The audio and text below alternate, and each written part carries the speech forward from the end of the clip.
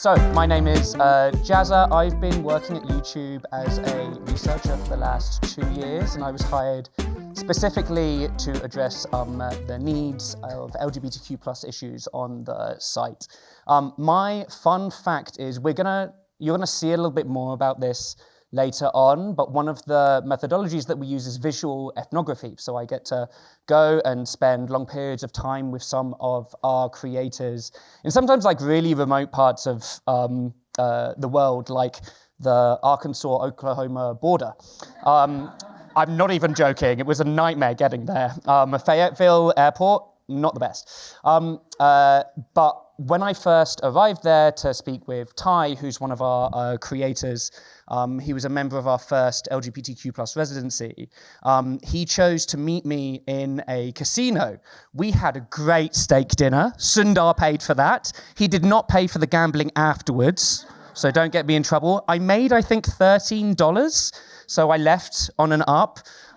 This is a fun story, really, some great photos in my research findings deck. But why is this important? Because Ty is a trans guy who, in Arkansas, is not allowed to use the bathroom that aligns with his gender identity if there is a chance that a kid is in that establishment. The reason that he chose to take me across the border to a casino is because it's an 18+ venue, and so he can use the bathroom that aligns with his gender identity. If you want to be able to understand the needs of your users, you meet them where they are and you understand the real life implications of the environment they are living in. We got to understand more about Ty's needs as a user, why he has turned online to try and find his community, why he is there trying to build resources for other people like him who are coming behind him. And I was able to kind of like tell that story through making $13 at the casino. So that's like a little bit of the serious stuff around the fun story. You're going to learn more about this lovely lady in a second. But as I said, I'm going to be talking about ways that we at the team that I work on at YouTube are trying to use novel, kind of like slightly out there methodologies that you wouldn't always associate with UX research to be able to really create impact on like the nitty-gritty side of things. This is always a really important slide for me because you can ask me about any of these things in the breaks. So anything from the Eurovision Song Contest to Dungeons and Dragons, yes! To surfing the Rockaways, to vexillology, all of this stuff, please come up, we'll have a lovely chat. I am also a white millennial with an internet connection, so it's obligatory for me to have 2 podcasts and a dormant YouTube channel. This is really actually very informative of the important bit of my work, which is what they actually pay me to do here. So my team is called Culture Lab. We were the research arm of a lot of YouTube's efforts post the George Floyd, Breonna Taylor, among other murders in 2020 to address racial justice, equity, and product inclusion on our platform. Since then, we've kind of like expanded into being seen as like a broadly horizontal team. So the goal is for us to have as many touch points as possible across product development, especially at the foundational stage when we're trying to ensure that we're creating products that are useful, invoke joy for as many of our users, and bring in new users as much as possible. Oh yeah, and Jazza is my real name, not John. It's almost like my parents knew that I'd moved to Brooklyn and grow a mullet. What is Culture Lab? So our remit is actually, we think that we started calling creators creators. I don't know if that's actually true, but the reason that we call creators creators is because they chose that name for themselves. In like the early 2010s, there was a period where we were trying to kind of figure out what this demographic of users were going to be called. And we were kind of leaning towards influencer, and a lot of people who were making YouTube videos on YouTube really didn't like that. They were like, oh, I'm making stuff. And I was a creator at the time, so I'm allowed to take the mickey out of it. But the reason that they chose, a load of creators ended up kind of like having these discussions on video responses on YouTube, and came up with creator being the moniker that they preferred, because it kind of like took away that capitalistic aspect of their identity. Not everybody is on YouTube trying to make money, although we'd love them too. But that's why we ended up calling them creators, and I think that's why you're all calling them creators now. As well as creators, thank you so much. I like you, you can stay. So as well as creators, we focus on the experiences of our viewers as well, who are obviously trying to find their own communities on our platform, and artists, which is what we call like musicians, music creators at YouTube. And our goal is to create fair, accessible, and equitable product, policy, and business outcomes. So really narrow remit there for us to do. And one of the things that we're really proud of is, like I said, with the example of Ty in Arkansas, is trying to tell the full story of each of our creators. We have different ways of like engaging with each of our creators. Sometimes it's based on what products they're using, the life cycle of the creator that they're in, or the community that they have an affinity with. And we think that you can't really understand what the needs are of our users without understanding just a little bit of absolutely everything. So we may do a program for like Black and underrepresented minority creators, but that's never going to be the one story that we tell. I run a lot of the LGBTQ+ stuff, but you're not going to just get what's it like coming out on YouTube? Because also I'd run out of research to do pretty quickly, to be completely honest. I do have to shout out my team. It isn't all me. Dee Nichols always makes me feel inferior because she has a background as an artist, has stuff in the Smithsonian. Like literally look her up, she's ridiculous. She also somehow manages to manage us. We used to be kind of like verticalized into communities. That's kind of like how we started and how we were founded. Dee focused on the Black experience on the website, what is this, 99? I was hired to focus on LGBTQ+ issues. Brittany has the biggest brain on the face of the planet and does like a load of our like quant-focused research, and also is kind of like our Gen AI go-to expert nowadays. And Aidan has a long history at YouTube, even before our team existed, doing and leading our accessibility research and making sure that we're one of the most accessible sites for people with disabilities out there. Nowadays, we kind of bleed across each other's disciplines as and when we need them, but we are this small and mighty team doing our darndest to make YouTube a better place. So I want to give you some examples of the ways that we are leveraging novel, weird, maybe not really seen before, kind of like research and artifact creation methodologies, so that our stakeholders kind of like sit up and pay attention.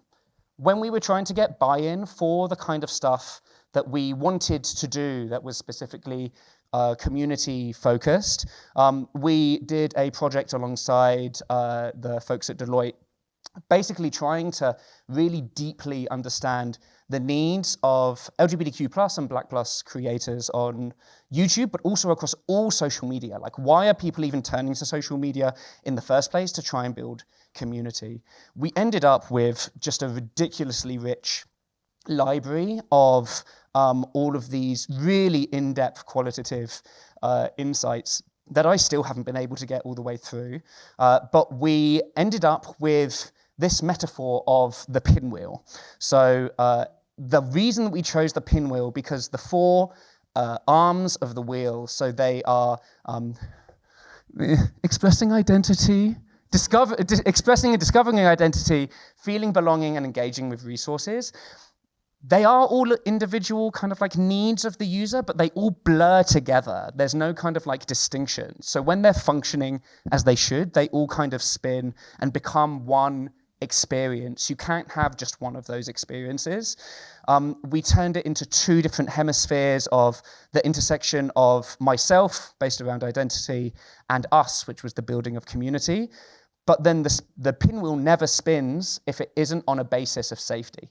If the user does not feel safe from these underrepresented groups, then they're never going to be able to have that turning and that blurring of their experience that then creates growth and keeps them on the website. So we had this fun metaphor, and then we decided, oh, why don't we actually make this pinwheel? So we created this pinwheel that obviously, I'll be honest with you, not many of them actually spun. When we made them, it was quite difficult.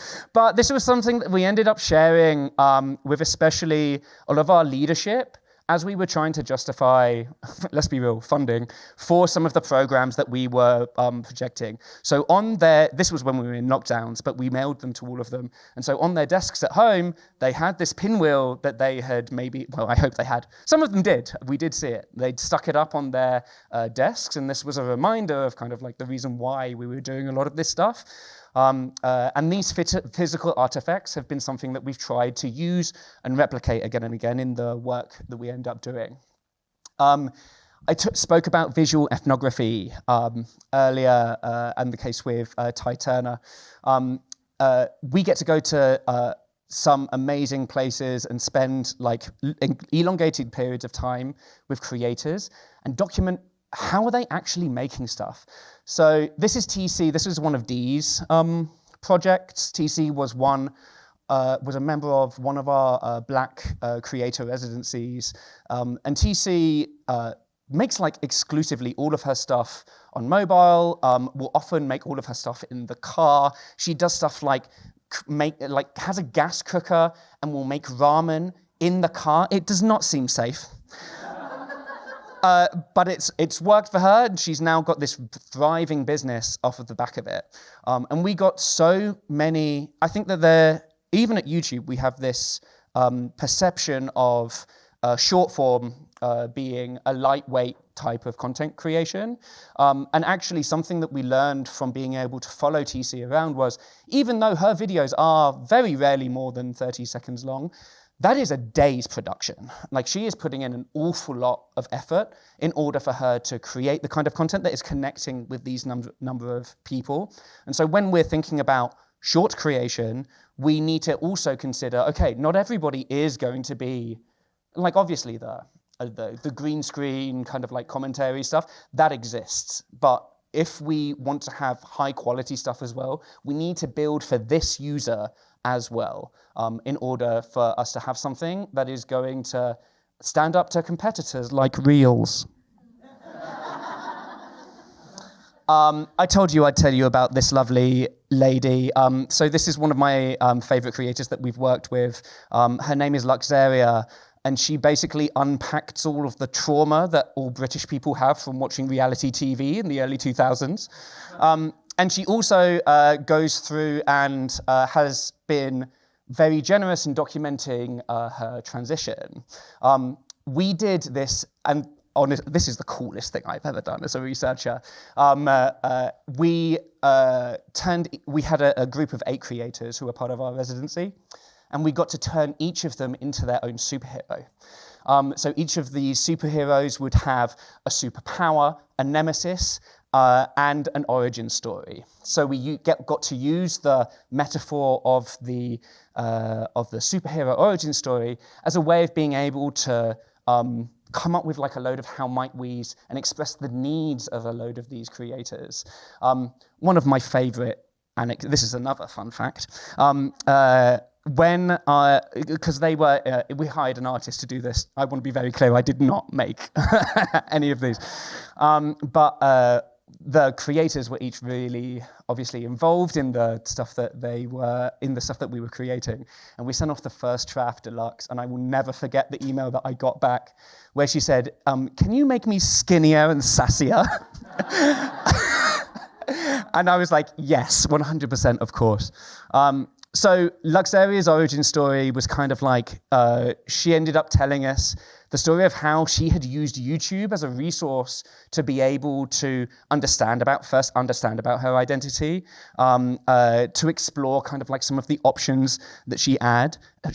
She's a self-professed addict to plastic surgery, and so she did a ton of research around that before she decided how she was going to go about stuff like facial feminization surgery and those kinds of things.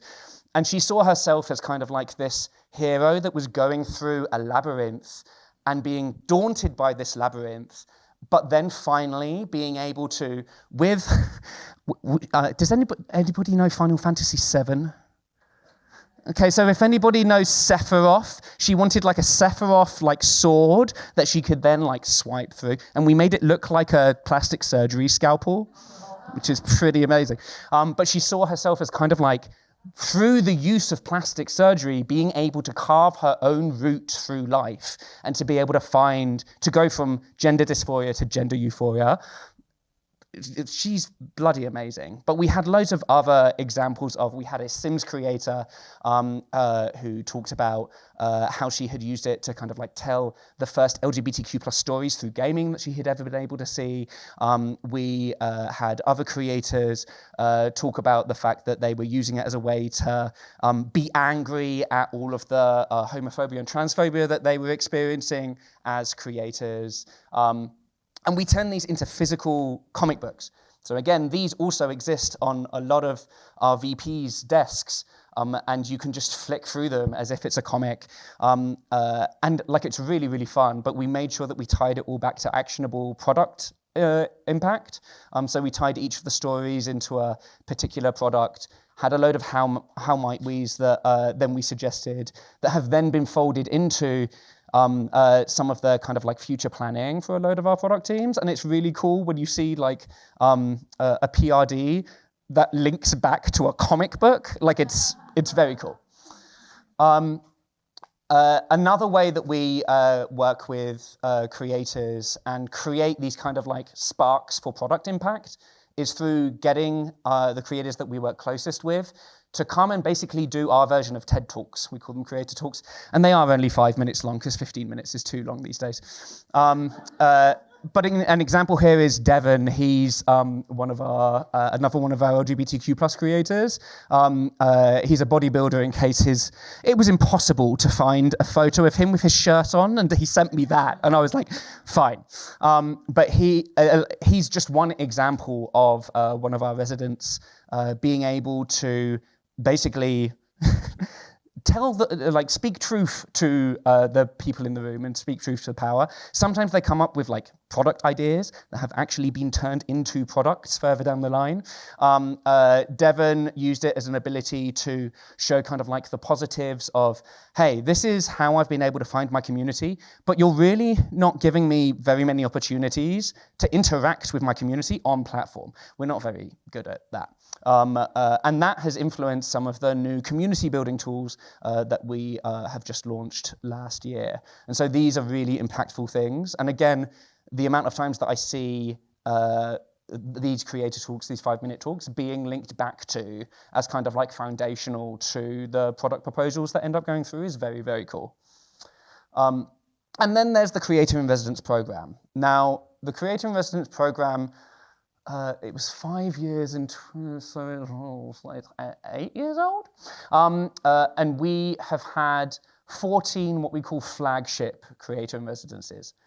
A residency is when we invite a group of usually 8 to 10 creators to come and take part in research with us, usually in the format of a focus group, but we have gotten them to do like long-term experiments, diary studies, and those kinds of things as well, over like a 6-month to 9-month period. And then we rotate them out and we get a new group of residents in.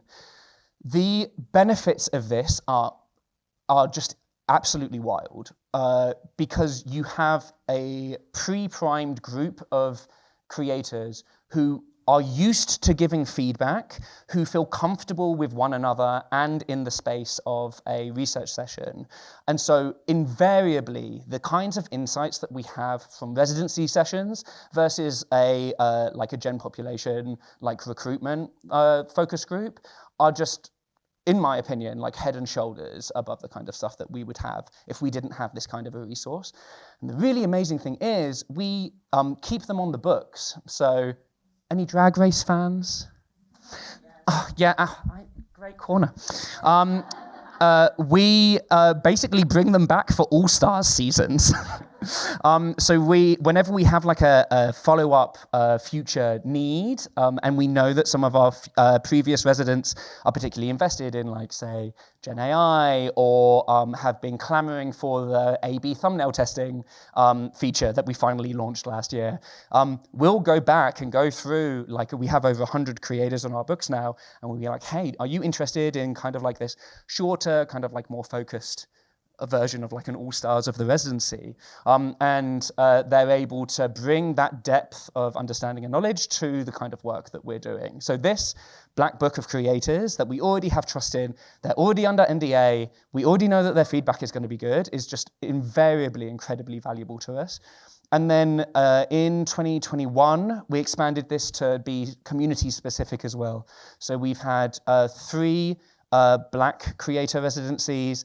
Our third one was all Black women, so we expanded to kind of like an intersectional lens. And then we've had 2 LGBTQ plus residencies. The first one being like a broad LGBTQ plus one, and the second one was all trans and non-binary creators, because I don't need to tell you how rubbish it is being trans or non-binary at the moment. But this really is kind of like the sapphire in the crown of the kind of work that we are able to do as part of Culture Lab. And the creators love it as well. Here's our skinny, sassy Luxaria. And she gave us, I didn't even ask her to say this, this was a great quote that she gave for the YouTube blog, where she said, that she, at the beginning she was worried it was going to be like, how did you come out? Ironically, we did actually do a how did you come out research session, but it's nice that she didn't mention it here. Like very often, when you're asked to be part of a program that is focused around like a particular identity, like I know this from being a creator who's been asked to take part in those kind of things before, you are just asked the same things again and again. But because, and Lux was very kind in saying this, because we already had this group of people who already were, had a shared experience, had experience on the platform, kind of knew what each other's history had been like, had experienced similar things, had similar needs. There was already kind of like this common, it takes a while for them to warm up to one another, but once they're warm, that common ground that they already have just makes that 2-hour session kind of like, it ends up not feeling like research, ends up just being like a chat down the pub. And then I'm there and I'm like, I have to go through the transcript and actually pull out insights. It's so annoying. But this is, I think, a really good representation of why that kind of investment in long-term, deep relationships with your creator base is so invaluable, because you're then able to, you have this built trust, and you cannot get good insights, I don't think, without an establishment of trust. Full stop. Oh, Gemini.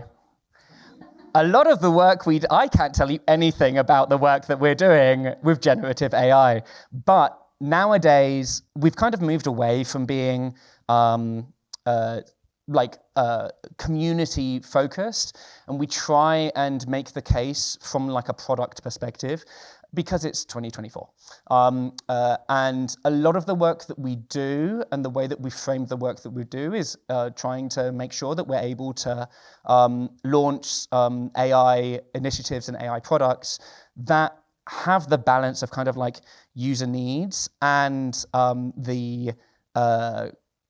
like address a load of the questions that people have around these kinds of products when it comes to equity and product inclusion. You can ask me as many questions as you like. I ain't going to answer any of them because I like my job. So the way that we end up working with loads of different teams, like I've said, we're a horizontal team, we work cross-functionally. It really is kind of like an a la carte vibe. So some of the stuff, like for example, I talked about the coming out research that we did. That doesn't really necessarily go directly into a product need, but a load of the insights that come out of that do end up having really great product implications, often across lots of different products. So we work foundationally to be able to work with and give insights to different teams. We sometimes come in and we're not necessarily doing research, but we're repackaging some of the research that we have done to help skill up and improve the experiences of researchers and their users when they're working with different teams. And this can often happen across Google. Like I've done some work with the Google Ads team, and we've worked with Cloud as well to be able to help them to get better insights from marginalized users. Sometimes we're baked into a product. So Keddy introduced me by talking about the work that I did on pronouns, and that sits under a particular team at YouTube. I was basically like adjuncted into the team that manages that and was their lead researcher for the life cycle of that product development. And so that's kind of like a long-term way that we work with people. And then sometimes it's programmatic stuff. So I talked about we've launched, after I think the first request for A/B thumbnail testing on YouTube came in like 13 years ago, and we launched it last year. And so we're like the team that was developing that were like, we want to get the kind of insights that you're getting from the residencies. How about we have a residency specifically for this product? And so we put that together based on the roster that we'd already built up over the years. So I have a fun time, don't I? How can you do it? Here are some of this is going to be really basic for a load of UX researchers of your kind of caliber, but I think it bears kind of like repeating, because we kind of, at our team, we started with kind of like a bit of a freer remit and have really had to show kind of like the product impact that we're able to have, because they love numbers. Over communication with stakeholders from every level of product development is really, really important. And even like the soft skills of being able to figure out what like XYZ team are doing, and then being like, oh, have you thought of this? That kind of like soft relationship building is like super invaluable for the stuff that we're able to do, and get in on the foundational stage as early as possible. If you hear about a feature, it's how we've kind of like worked with the Gen AI space. We hear about something that is like really taking off, and we're like, well, here are some of the things that we already know from the research that we've done. Have you thought about it? And sometimes it's no, and then they need us. Of course, your horizontal teams and your stakeholders should have a say in how you do the research and what the research should be. But you are the researcher and you do know best. And I relish telling a PM no. And so like understanding that, okay, sure, maybe you want to ask it in this way, maybe you want this creator over another. If you as a researcher have a reason for wanting one thing or another, like why it is, just make sure that you're communicating that. Be brave with novelty. But like that comic book, I didn't think was going to get greenlit, and then people never said no. So if you want to like shoot for the stars for something like weird and out there like that, I mean, the worst that is going to happen, it's going to get scaled down a little bit. Like if that had just ended up living as a digital piece, or maybe it was just like front covers or something, it still would have been like cool and impactful. Embrace qualitative insights. I think often, especially the amount of times that I have worked with somebody who thinks that UX interviews are going to your child's friends and asking them what they think of XYZ app can be very, I'm sure we all know this, it can be really, really frustrating because just chatting to people is not a research method. And so being able to articulate what is good about qual, and I'm really like it's my specialty. It's kind of like what I brought to the table at Culture Lab. is an uphill battle to show the value for that, but it also ends up being the thing that is spoken about in meetings all of the time. Sure, surveys are fun, but nobody's talking about the p-value of your customer satisfaction survey. And then also something that we've really started to embrace is reuse and recycle, especially when we're talking about community insights. So don't be scared to like repackage the insights that you have so that they are digestible and understandable for another team. That's me. Thank you, Samantha.